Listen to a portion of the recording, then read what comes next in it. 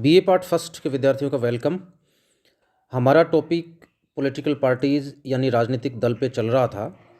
उस पर हमने 2 वीडियो बना दिए थे। आज का वीडियो इसी टॉपिक पर है और आज हम देखेंगे द्विदलीय एवं बहुदलीय प्रणालियों की तुलना। सबसे पहले हम द्विदलीय एवं बहुदलीय प्रणालियों में अंतर कर लेते हैं। पहला अंतर सामाजिक दृष्टि से है। समाज में अनेक भाषाएं, नस्ल, सांस्कृतिक व धार्मिक वर्ग होते हैं, हम सब जानते हैं। और इन विभिन्न वर्गों को राष्ट्रीय राजनीति में उचित प्रतिनिधित्व देने के लिए बहुदलीय प्रणाली एक प्रमुख साधन या जरिया है। किंतु द्विदलीय प्रणाली में समाज के अनेक कमज़ोर वर्गों को उचित रिप्रेजेंटेशन नहीं मिलता। दूसरा अंतर है संगठन व अनुशासन की दृष्टि से। देखिए, बहुदलीय व्यवस्था में राजनीतिक दलों में संगठन की एकता एवं अनुशासन कमज़ोर होता है और यदि कोई दल अपने संगठन में दृढ़ता व कठोर अनुशासन की कोशिश करता है तो दल के सदस्य सरलता से उस दल को छोड़ करके अन्य दल के सदस्य बन जाते हैं। किंतु जो 2 पार्टी सिस्टम है उसमें 2 ही प्रमुख दल होते हैं और उनमें सत्ता प्राप्ति के लिए तीव्र प्रतिस्पर्धा होती है। अतः उनमें से प्रत्येक दल का संगठन कठोर होता है और वे दलीय अनुशासन पर भी अत्यधिक बल देते हैं। द्विदलीय प्रणाली में एक दल का त्याग करके दूसरे दल की सदस्यता आसानी से प्राप्त नहीं होती है। इस प्रकार द्विदलीय प्रणाली की तुलना में बहुदलीय प्रणाली दल बदल को प्रोत्साहन देने वाली ज़्यादा है। तीसरा जो अंतर है वो है शासन की दृष्टि से। देखिए, बहुदलीय व्यवस्था में मंत्रिमंडल का निर्माण अनेक दलों के संयोग से होता है, जिनमें मतभेद होने पर मंत्रिमंडल का पतन हो जाता है। इस प्रकार यह शासन की अस्थिरता को जन्म देती है। द्विदलीय प्रणाली में एक दल द्वारा ही मंत्रिमंडल का निर्माण होता है, अतः मंत्रिमंडल स्थायी होता है। चौथा अंतर मतदाता की दृष्टि से है। बहुदलीय प्रणाली में मतदाता के पास अनेक विकल्प होते हैं और वो अपनी रुचि या पसंद के दल को मतदान कर सकता है, किंतु व्यवहार में वह भ्रमित भी रहता है क्योंकि उसे विश्वास नहीं होता कि जिस दल को वह मत दे रहा है, वोट दे रहा है, उसे वास्तव में मंत्रिमंडल में स्थान मिलेगा या नहीं, यानी वो सरकार बना पाएंगे या नहीं।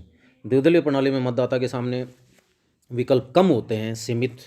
ये संभव है उसे दोनों ही दलों की नीतियां पसंद नहीं हो तो भी उसे किसी एक दल को मत देना तो पड़ेगा, ये उसकी मजबूरी है। किंतु उसके साथ उसे ये भी विश्वास रहता है कि जिस दल को उसने मत दिया है, यदि उसे बहुमत मिला तो वह मंत्रिमंडल भी बनाएगा, क्योंकि 2 में से कोई एक तो मंत्रिमंडल बनाएगा ही। अब हम बात कर लेते हैं द्विदलीय प्रणाली के गुण तथा बहुदलीय प्रणाली के दोषों पर। देखिए, संसदीय शासन के संदर्भ में हम कुछ बात कर रहे हैं। जनता की स्पष्ट इच्छा के अनुसार सरकार का निर्माण, लोकतंत्र का आधार बहुमत का सिद्धांत है और द्विदलीय प्रणाली में जनता एक दल को स्पष्ट बहुमत देकर सरकार के निर्माण के बारे में अपनी स्पष्ट इच्छा प्रकट करती है। द्विदलीय प्रणाली का गुण यह है कि आम चुनाव में जनता जिस दल को व्यवस्थापिका में बहुमत प्रदान करती है, उसी के नेता को मंत्रिमंडल बनाने का मौका दिया जाता है। बहुदलीय प्रणाली में जनता के मत अनेक दलों में बढ़ जाते हैं, अतः किसी भी दल को व्यवस्थापिका में स्पष्ट बहुमत प्राप्त नहीं होता है। अतः यहाँ मंत्रिमंडल के निर्माण के बारे में जनता की स्पष्ट इच्छा का ही ज्ञान नहीं हो पाता है। ऐसी स्थिति में छोटे छोटे राजनीतिक दल अपनी सुविधाएं और पारस्परिक समझौतों के द्वारा संयुक्त मंत्रिमंडल का निर्माण करते हैं। दूसरा पॉइंट है स्थिर व दृढ़ सरकार की स्थापना। द्विदलीय प्रणाली में मंत्रिमंडल का जो निर्माण है व्यवस्थापिका में बहुमत प्राप्त एक दल द्वारा किया जाता है। जब मंत्रिमंडल की रचना एक दल द्वारा की जाती है तो उसमें नीति एवं विचार की एकता भी होती है और वह व्यवस्थापिका में अपने बहुमत के बल पर आवश्यक विधेयकों को पारित कराने में भी समर्थ होता है तथा व्यवस्थापिका में विरोधी दल की आलोचना का विश्वास के साथ प्रत्युत्तर देता है। इस प्रकार द्विदलीय प्रणाली राष्ट्र को एक स्थिर व दृढ़ सरकार प्रदान करती है। बहुदलीय प्रणाली में मंत्रिमंडल का निर्माण अनेक ऐसे दलों के सहयोग से होता है जिनके कार्यक्रम और नीतियों में कोई एकता नहीं होती और वे केवल शासन में आने के लिए आपस में समझौते करते हैं। तीसरा पॉइंट है सरकार का निर्माण सरल व आसान। देखिए, जो 2 दलीय प्रणाली है उसमें सरकार का निर्माण सरल आसान होता है क्योंकि जनता एक दल को बहुमत देकर उसे सरकार बनाने का मौका देती है। बहुदलीय प्रणाली में आम चुनाव किसी भी दल को स्पष्ट बहुमत नहीं मिलता है, अतः चुनाव के बाद सरकार का निर्माण सरल व आसान नहीं होता। नेक्स्ट पॉइंट है वैकल्पिक शासन। द्विदलीय प्रणाली में शासन संबंधी दोहरा विकल्प दिख पड़ता है। जनता के सामने सदैव ये विकल्प होता है कि यदि शासक दल योग्यतापूर्वक शासन नहीं करता है तो वह आगामी चुनावों में या उसके स्थान पर विरोधी दल को बहुमत देकर उसे शासन बनाने का मौका दे सकती है। बहुदलीय प्रणाली में शासन संबंधी विकल्प सीमित होते हैं। प्रत्येक चुनाव के बाद अनेक दलों से मिलकर मंत्रिमंडल बनता है। मतदान के समय जनता ये नहीं जानती कि भविष्य में कौन से दल परस्पर मिलकर मंत्रिमंडल का गठन करेंगे। नेक्स्ट पॉइंट है उत्तरदायी शासन की स्थापना। द्विदलीय प्रणाली में बहुमत प्राप्त दल मंत्रिमंडल का निर्माण करता है और वह अपने चुनावी वायदों को पूरा करने में समर्थ होता है। बहुदलीय प्रणाली में मंत्रिमंडल अनेक ऐसे दलों के सहयोग से बनता है जिन्होंने चुनावों के दौरान परस्पर विपरीत प्रकार के वादे किए होते हैं, अतः उन वादों को पूर्ण करने में असमर्थ होते हैं। नेक्स्ट पॉइंट है विरोधी दल का व्यवहार दायित्वपूर्ण। द्विदलीय प्रणाली में विरोधी दल संगठित होता है और उसे अगले चुनाव में जीत की पूरी संभावना रहती है, अतः व्यवस्थापिका में उसका व्यवहार जो है अनुशासनहीनता का नहीं होता, लोकतांत्रिक मर्यादाओं के अनुकूल होता है। बहुदलीय प्रणाली में जो है एक संगठित विरोधी दल के स्थान पर अनेक असंगठित दल होते हैं और उन्हें किसी भी आगामी चुनावों में स्पष्ट बहुमत मिलने की संभावना नहीं होती, अतः व्यवस्थापिका में उनमें से प्रत्येक दल का जो आचरण है वो अनुत्तरदायित्वपूर्ण होता है।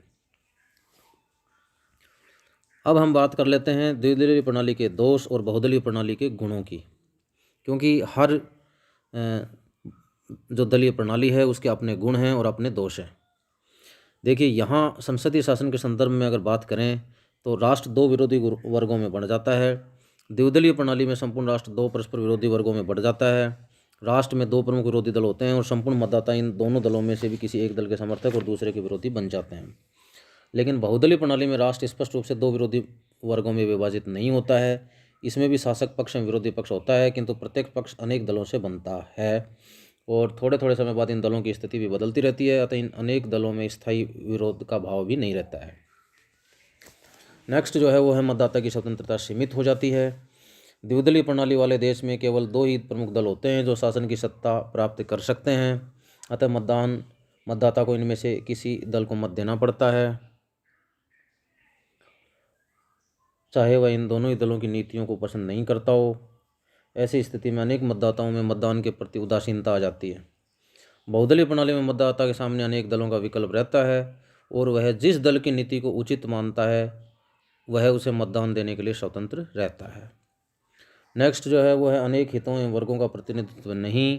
लोकतंत्र की भावना के अनुसार देश की व्यवस्थापिका में देश के सभी हितों एवं वर्गों को स्थान मिलना चाहिए, किंतु द्विदलीय प्रणाली में देश में केवल दो ही दल होते हैं और उनसे संबंधित प्रमुख हितों व वर्गों को ही व्यवस्थापिका में स्थान मिलता है। इस स्थिति में द्विदलीय प्रणाली में व्यवस्थापिका सही मायने में संपूर्ण राष्ट्र का प्रतिनिधित्व नहीं करती है, लेकिन बहुदलीय प्रणाली का गुण यह है कि इसमें व्यवस्थापिका सही अर्थों में राष्ट्र के जनमत का दर्पण होती है और वो इसलिए होती है कि अनेक दल होने के कारण राष्ट्र के प्रत्येक हित एवं वर्ग को व्यवस्थापिका में स्थान मिल जाता है। नेक्स्ट है व्यवस्थापिका के महत्व में कमी। लोकतंत्र में व्यवस्थापिका जनता की प्रतिनिधित्व होती है और निश्चय ही उसका स्थान कार्यपालिका से ऊपर होता है। संसदात्मक शासन इस सिद्धांत पर आधारित है कि व्यवस्थापिका अयोग्य कार्यपालिका को उसकी सामान्य अवधि में पूर्व हटा सकती है और सदैव ही कार्यपालिका को व्यवस्थापिका के प्रति उत्तरदायी होना चाहिए, किंतु द्विदलीय प्रणाली इस सिद्धांत का उल्लंघन करती है और व्यवस्थापिका के महत्व एवं शक्ति को कम करती है। बहुदलीय प्रणाली में सदैव ही मंत्रिमंडल अनेक दलों के सहयोग से बनता है और इस दल में कठोर दलीय अनुशासन का अभाव पाया जाता है, अतः बहुदलीय प्रणाली से बनने वाले संयुक्त मंत्रिमंडल कठोर नीतियों का पालन नहीं करते हैं और व्यवस्थापिका से भय मानते हैं। नेक्स्ट जो है वो है अल्प मत प्राप्त दल का शासन संभव। देखिए, द्विदलीय प्रणाली में यह संभव है कि किसी भी दल को संपूर्ण डाले गए मतों का स्पष्ट बहुमत प्राप्त नहीं हो, किंतु उसे व्यवस्थापिका में स्पष्ट बहुमत प्राप्त हो जाए। इस स्थिति में अल्पमत प्राप्त दल बहुमत के नाम पर शासन कार्य करने लगता है।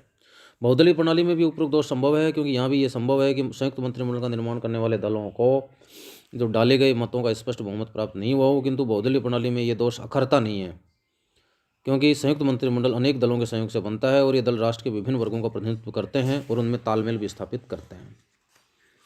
अब हम बात कर लेते हैं राजनीतिक व्यवस्थाओं में दलीय प्रणाली की प्रकृति एवं भूमिका की। सबसे पहले हम राजनीतिक व्यवस्थाओं में दल प्रणाली की प्रकृति की बात कर लेते हैं। देखिए, लोकतांत्रिक राज्य व्यवस्थाओं में दलीय व्यवस्था की अगर प्रकृति की बात करें तो इस राज्य व्यवस्था में राजनीतिक दलों का उल्लेख संविधान में नहीं किया गया है और इस रूप में राजनीतिक दल अनौपचारिक एवं गैर संवैधानिक संगठन हैं। दूसरी बात इसमें यह है कि प्रत्येक राजनीतिक दल संवैधानिक एवं लोकतांत्रिक प्रणाली के अनुसार कार्य करता है और समय समय पर उसके पदाधिकारियों का चुनाव भी होता है। नेक्स्ट बात इसमें यह है कि सभी राजनीतिक दल राज्य व्यवस्था के आधारभूत ढांचे व कार्य प्रणाली के बारे में भी सहमति रखते हैं।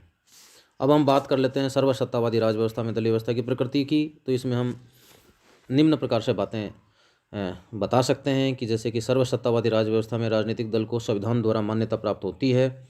इस प्रकार दल राज व्यवस्था के कानूनी ढांचे का एक प्रमुख अंग है। सर्वसत्तावादी राज व्यवस्था एक दलीय प्रणाली को स्वीकारती है और शासक दल के अलावा अन्य किसी दल के संगठन को स्वीकार नहीं करती। नेक्स्ट बात इसमें यह है कि दल की सदस्यता सीमित एवं नियंत्रित होती है। अब हम बात कर लेते हैं विकासशील राजनीतिक व्यवस्था में दलीय व्यवस्था की प्रकृति की।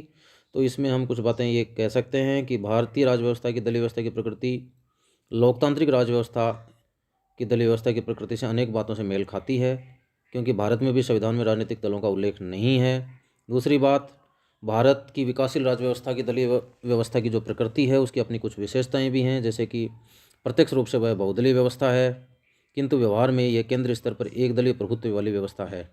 अनेक छोटे राजनीतिक दलों का निर्माण स्थानीय भाषा एवं सांप्रदायिक आधार पर हुआ है। अब हम बात कर लेते हैं राजनीतिक व्यवस्थाओं में दल प्रणाली की भूमिका की।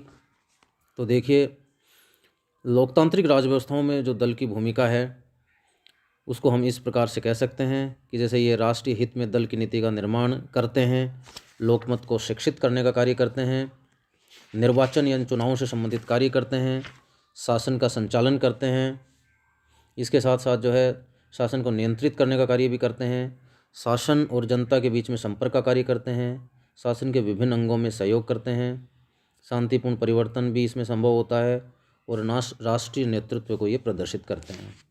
अब हम बात कर लेते हैं सर्वाधिकारवादी राज व्यवस्था में दल की भूमिका की, इसके कार्यों की। तो इसके कार्य इस प्रकार हैं कि सर्वाधिकारी राज व्यवस्था की स्थापना और रक्षा का कार्य करते हैं, ये शासन का निर्माण, निर्देशन और संचालन करते हैं, दलीय सर्वोच्चता की स्थापना ये करते हैं, जनमत को रिप्रेजेंट करते हैं, परिवर्तन के अगुवा होते हैं, सत्ता के केंद्रीकरण को बढ़ावा देते हैं, लोकतांत्रिक मूल्यों का निषेध करते हैं, वर्गीय अधिनायक तंत्र की स्थापना करते हैं। तो इस तरीके से अब हम बात कर लेते हैं अंत में विकासशील राज व्यवस्था में दलीय व्यवस्था की भूमिका की। तो देखिए, भारत की विकासशील राज व्यवस्था में दलीय व्यवस्था के परंपरागत समाज के आधुनिकीकरण में बहुत मदद दी है। साथ ही भारत में एक लंबे समय तक कांग्रेस ने एक दलीय प्रभुत्व वाले दल के रूप में कार्य किया तथा विगत के अन्य प्रमुख दलों ने प्रभावशाली दबाव समूह की भांति कार्य किया है। धन्यवाद।